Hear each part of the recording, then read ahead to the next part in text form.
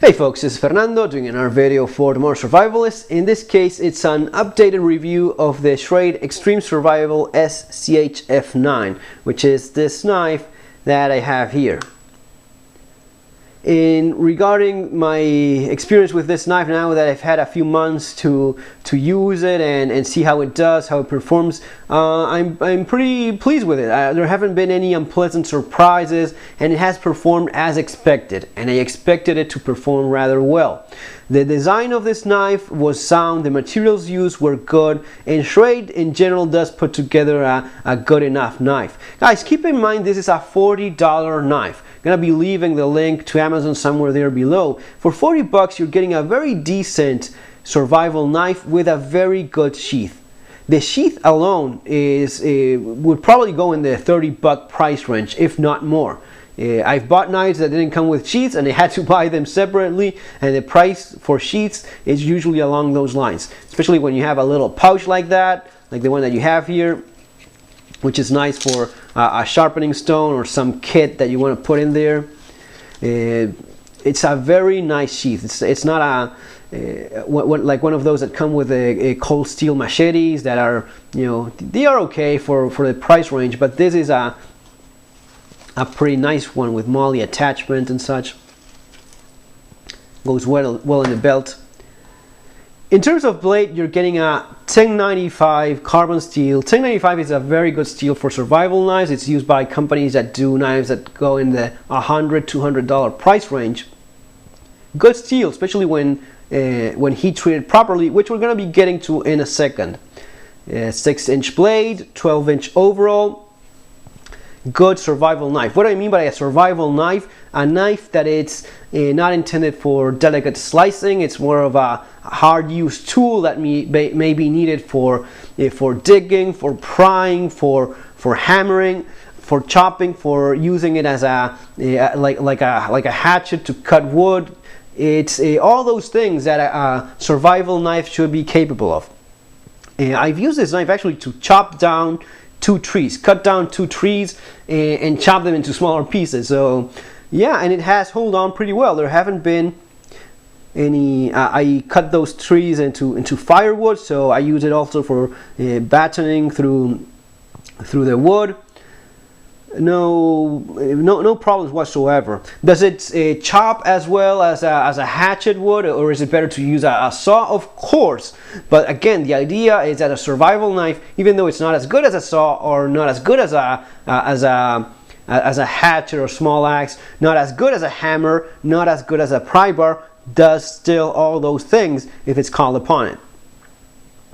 With a 1095 properly heat treated blade, I haven't seen any no visible dents.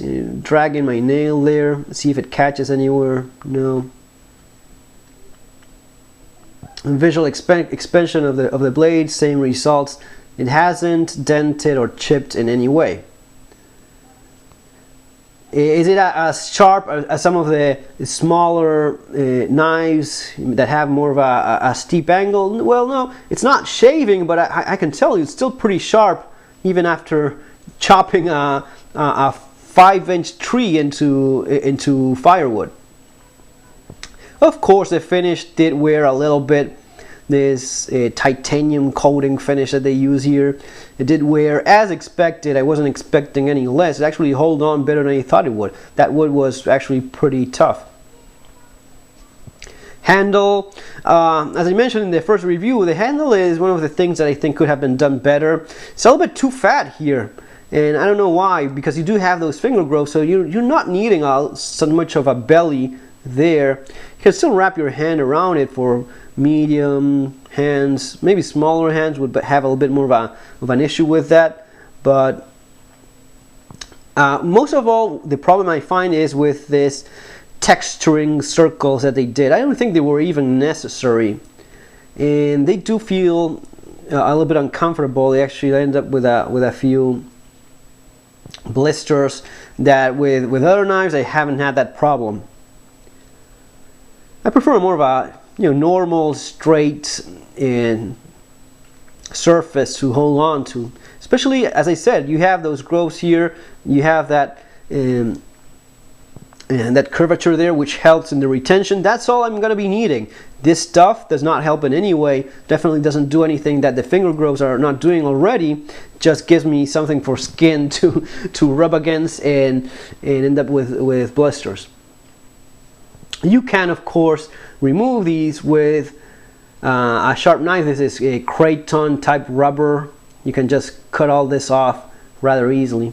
While I was chopping through the wood, the blade didn't chip, snap, or anything like that. When I was batoning through this pretty hard wood, I'm not even sure what it was, but it was definitely very hard, much harder than the pine wood that you sometimes see being cut. The blade bent significantly. It just bent a lot, and I don't see any deformation. The bending was, you know, understandable given what I was doing to the knife, but the good thing is that the blade took it. The knife took it and didn't break, and it went back to pretty much a straight line, as I can tell. So it did bend, but it went back to its original shape. That's all I'm asking for. 1/4 inch blade, very fat. You know, for a survival knife, you have to go for this sharp pry bar type of thing. You kind of go for a delicate thing. Sometimes people don't really understand what to expect from a certain knife. I take my time to read the 1-star reviews in Amazon in products. They kind of give you an idea of what people see wrong with these products. In the case of this knife, I read the 1-star reviews, and it just makes you realize that there's nothing wrong with the knife. It's usually more of an issue that people not understand when they're actually buying. There was this guy complaining about the finish of the knife. He was saying that the bevels were not correctly done on both sides. They were not symmetric. There were differences in the bevel. Another guy was saying that the knife was not sharp when he got it. Okay, it's a valid point. You're buying a knife, you're expecting it to be sharp. But then again, you're buying a $40 knife with sheath. It's understandable that the attention to detail may not be as good. I mentioned that before. In the first review that I did, these rubber panels, there was a little bit of an excess of rubber here, almost going 2 millimeters beyond the full tang. The detail that I can come to expect from a $40 knife. Am I going to be asking more than that in a $100 knife, in a $200 knife? Sure. The attention to detail that I expect, the quality control that I expect in a product that's worth 5 times as much is not going to be the same. But I'm not going to be complaining over not being exact to the millimeter in a knife of this price. All right. Overall, I think it's actually quite decent. I mean, people are pretty weird sometimes. They're going to be complaining about the finish and detail in a $40 knife, but then they have the same thing happen in a $400 knife, and they're going to be justifying it by saying, well, it's a handmade, custom-made knife, one of a kind, because it's hand finished. There's going to be differences in and that's correct. That's absolutely correct. With a hand finished product, it's not the same as something that's being machined, coming out of a building line, correct? Right? But they're going to be justifying that in a much more expensive knife because it's handmade, while in a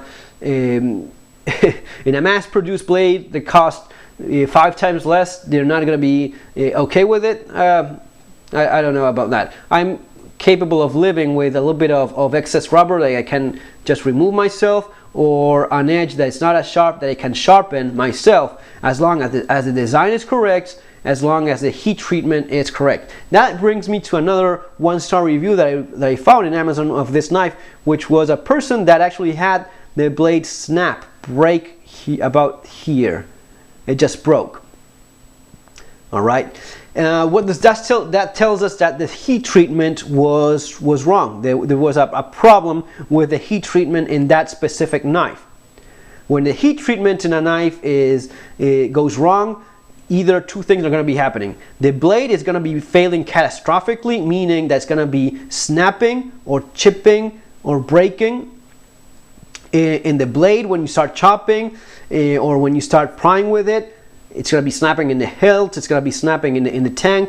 It will snap if the heat treatment was done was done wrong, and the blade has been left too brittle. Now, it's the same thing, a problem with heat treatment if the blade chips too easily.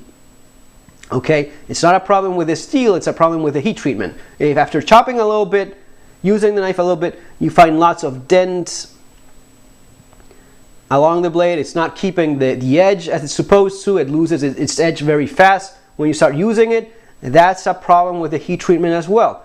It wasn't done correctly, and the blade is just too soft and loses its edge too fast, and it marks and chips all over the edge very easily.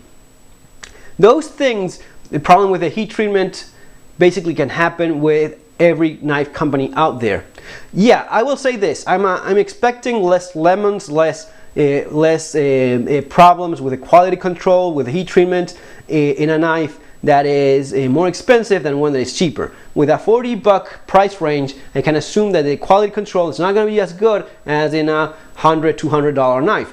But don't be confused about that. Even with a $200 knife, $300 knife, there can be problems such as those, and you're just bringing back the company and replacing it with a new one. It can happen with any other knife as well. What happened in the case of this person that had the blade snap there in the tank. I actually remember the Rat Tac 2, a knife that would cost $200 back in the day, considered a quality blade. There were many of them that had a problem with the heat treatment. People started chopping with those blades. Big fat 10-inch, 12-inch blade. They start chopping with it and it snaps. Problem with the heat treatment. That's all it is. Just ring the company, send it back, and they send you a new one. You know, I'm not gonna be, you know, if it happens a lot, then yeah, sure, it's a little bit more of a problem. It happens once every 1,000 knives out there. I just hope that I'm not getting a lemon. Then when I start using it, I verify that the knife is okay, that there hasn't been any problems with it, and that's that. If there's a serious problem, you will be able to tell quite easily as soon as you start using it. That's basically the final test, is the one that you do yourself, folks. The final test with any knife, any manufacturer, is when you start using it yourself. If there's problems with it, you just get the company that sold it to you to address it. Other than that, really guys, it's a knife that performs very well. The design is very sound, lid blade heavy, that helps in the chopping. Perfectly okay with that. Not much of a fine tip there, but that's because they want a stout, strong tip for prying. So yeah, you cannot do everything with a knife. I know one star review about saying that it's not an axe, it's a knife. Well, yeah, but it's a survival knife. It's a knife that goes into that knife, axe, pry bar, hammer territory.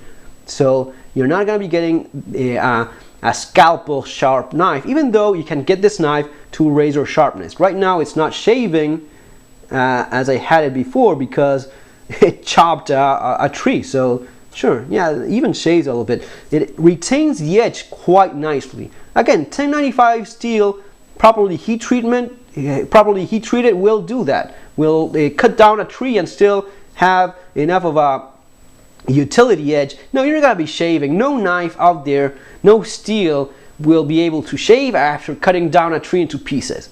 All right, maybe chopping it, but once you chop it, especially on the entire length of the blade, it just wears. It needs to be sharpened again, just to reach that razor edge.